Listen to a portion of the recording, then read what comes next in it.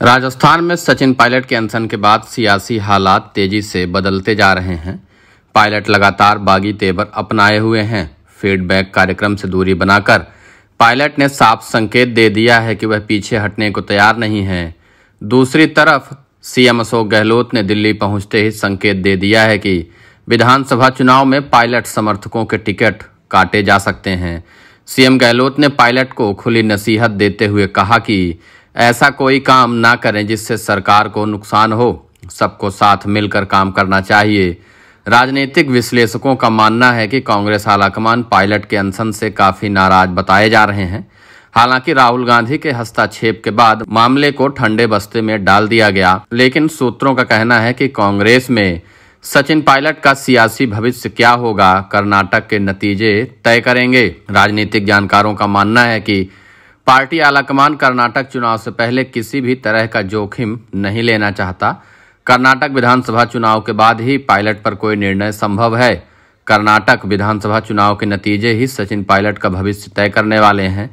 Party आलाकमान ने इस बार सचिन पायलट को कर्नाटक विधानसभा चुनाव के लिए स्टार प्रचारकों की सूची में नहीं शामिल कर अपने तेवर भी दिखा दिए हैं। राजस्थान से सिर्फ सीएम अशोक गहलोत को ही स्टार प्रचारक बनाया गया है। हालांकि पार्टी ने पंजाब उपचुनाव प्रचार की जिम्मेदारी सचिन पायलट को जरूर सौंपी है।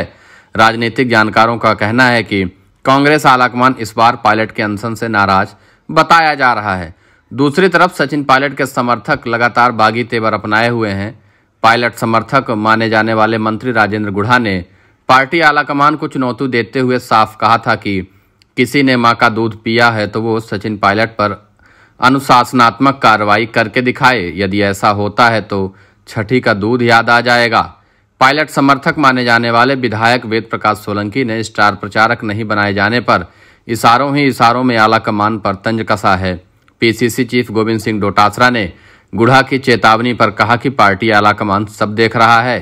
सचिन पायलट के बारे में निर्णय प्रभारी सुखजिंदर सिंह रंधावा, केसी वेणुगोपाल और पार्टी अध्यक्ष मल्लिकार्जुन खड़गे को ही लेना है। जानकारों का मानना है कि भले गहलोत कैंप के विधायक कर्नाटक चुनाव का इंतजार कर रहे हैं, लेकिन पायलट पर निर्णय लेना आसान नहीं होगा। राजस्थान में चुनाव के लिए अब ज्यादा समय नहीं बचा है। ऐसे में पायलट की अनदेखी से पार्टी को सियासी नुकसान उठाना पड़ सकता है। अगर सचिन पायलट किसी भी तरह की बगावत पर उतर आते हैं तो कांग्रेस पार्टी की कर्नाटक में फजीहत हो जाएगी।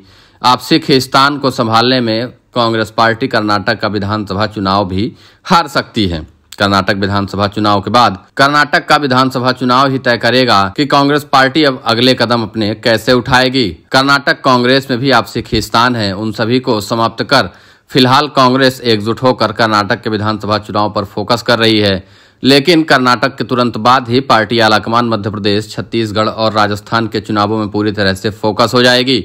मध्य प्रदेश में भी आपसी विवाद है तो वहीं छत्तीसगढ़ में भी आपसी विवाद देखने को मिल रहा है। राजस्थान का विवाद तो सरेआम है। राजस्थान में सचिन पायलट और अशोक गहलोत के बीच की लड़ाई की वजह से 4.5 साल से कांग्रेस पार्टी जमीन पर अपने कार्यकर्ताओं तक को इकट्ठा नहीं कर पाई है। आज जब राजनीतिक नियुक्तियां और ब्लॉक अध्यक्ष, जिला अध्यक्ष बनाने की बारी आती है तो भी सचिन पायलट और अशोक गहलोत गुट के नेता एक दूसरे के सामने आ जाते हैं।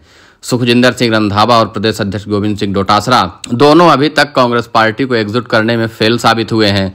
कांग्रेस आलाकमान इस पर भी निर्णय लेने वाला है। बताया यह भी जा रहा है कि कर्नाटक चुनाव के बाद राजस्थान में मंत्रिमंडल का विस्तार हो सकता है। साथ में संगठन में भी बदलाव करने की खबरें सामने आ रही हैं। संगठन में अगर बदलाव होता है तो प्रदेश अध्यक्ष से लेकर संगठन प्रभारी और अन्य सभी नेता भी बदले जा सकते हैं। राजस्थान में आपसी लड़ाई को समाप्त करने का इसके अलावा कोई दूसरा रास्ता भी नहीं है। सचिन पायलट और उनके समर्थकों को संगठन और सरकार में जगह, साथ में अशोक गहलोत कैंप के भी विधायकों और समर्थकों को सरकार और संगठन में पर्याप्त जगह देकर दोनों नेताओं के बीच चल रही आपसी खींचतान को समाप्त करने का प्रयास कर्नाटक विधानसभा चुनाव के बाद किया जाएगा। क्या धैर्य रख पाएंगे, यह एक बड़ा सवाल बन रहा है।